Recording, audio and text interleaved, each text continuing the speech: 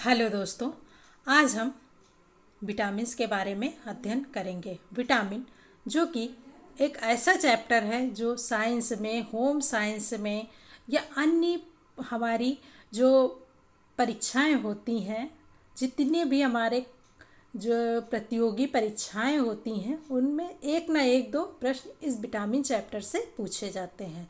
Vitamin chapter हमारा थोड़ा बड़ा चैप्टर है क्योंकि इसमें विटामिन बी की फैमिली बहुत ही बड़ी बताई गई है, लेकिन हम एक एक करके आज हम देखेंगे। तो पहले देखते हैं विटामिन्स के बारे में, कुछ जान लेते हैं। विटामिन्स ये हम एक माइक्रो लघुमात्रिक यानी कि लघुमात्रिक न्यूट्रिएंट है जो कि हमारे शरीर के लिए बहुत ही आवश्यक है।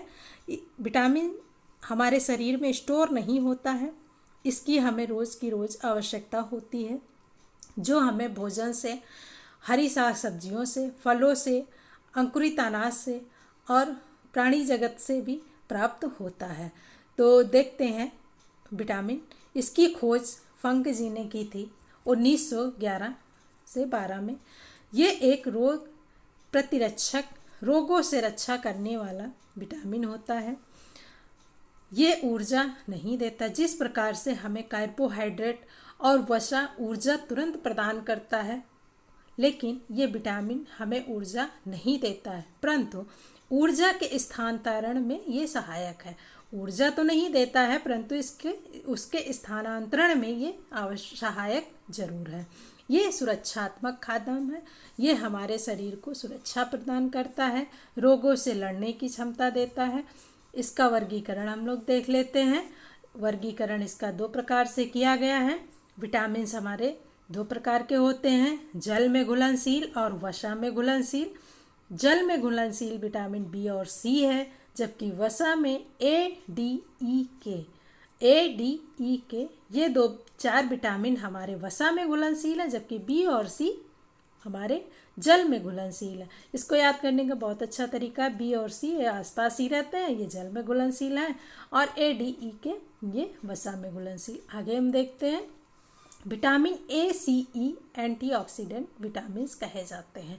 घाव को भरने में ए सी बहुत ही सहायता प्रदान करते। ए सी हमारे घावों को बहुत ही जल्दी भर देते हैं। आगे हमने देखा कि विटामिन 2 प्रकार के होते हैं, जल में और वसा में घुलनशील। तो आइए हम देखते हैं विटामिन ए जो कि वसा में घुलनशील विटामिन है। इस प्रकार से हम अन्य विटामिनों के बारे में भी एक एक करके अध्ययन करेंगे। तो आइए सबसे पहले देखते हैं विटामिन ए। इसका रासायनिक नाम रेटिनॉल है। इसे हम प्रोविटामिन भी कहते हैं। प्रोविटामिन से तात्पर्य है कि जो हमें उसी फॉर्म में ना मिल करके दूसरे फॉर्म में प्राप्त होता है।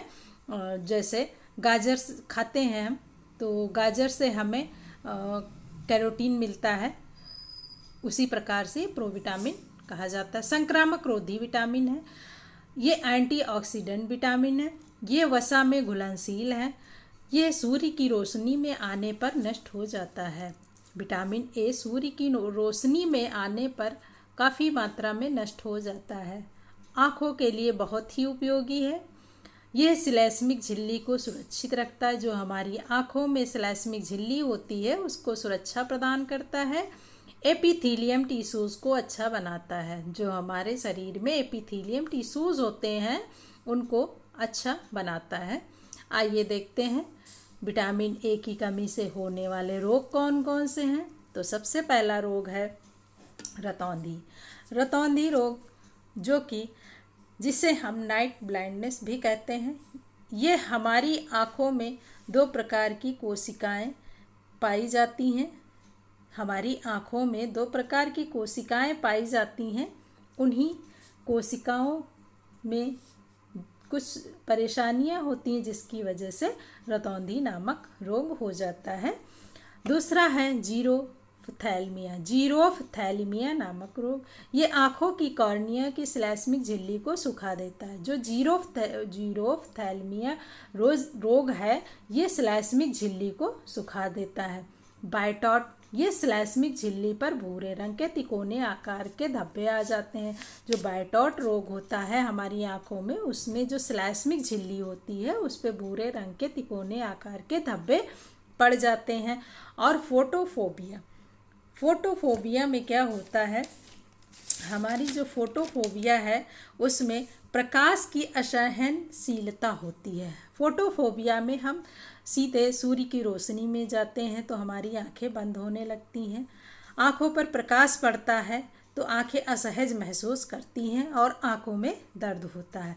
जीरोसिस कंजक्टिवा, जीरोसिस कंजक्टिवा ये आँखों की कंजक्टिवा सूख जाती, जो हमारी आँखों में कंजक्टिवा होती है वो सूख जाती और झुर्रीदार हो जाती है, जिसके कारण जीरोसिस कंजक्टिवा नामक रोग होता है।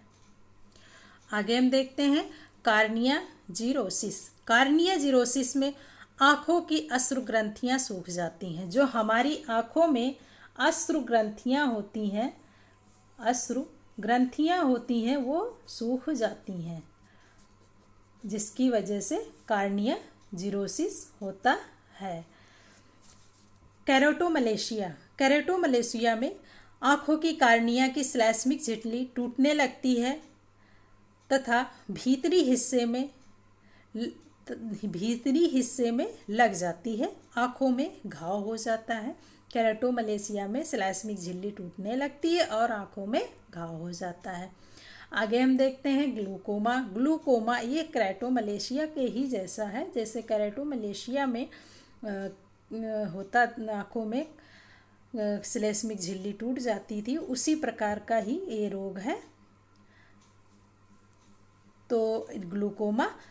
कार्नियल स्कोर, आगे हम देख लेते हैं कार्नियल स्कोर। ये अस्थियों व उपास्थियों के कार्टिलेज में विनाशात्मक परिवर्तन देता है। ये अस्थियों और उपास्थियों के कार्टिलेज में जो है कार्टिलेज में विनाशात्मक परिवर्तन होता है।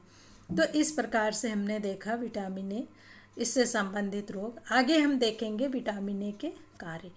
नेक्स्ट सेशन में मिलते हैं। आप लोग हमारे चैनल को लाइक करिए, सब्सक्राइब करिए और शेयर करिए। धन्यवाद।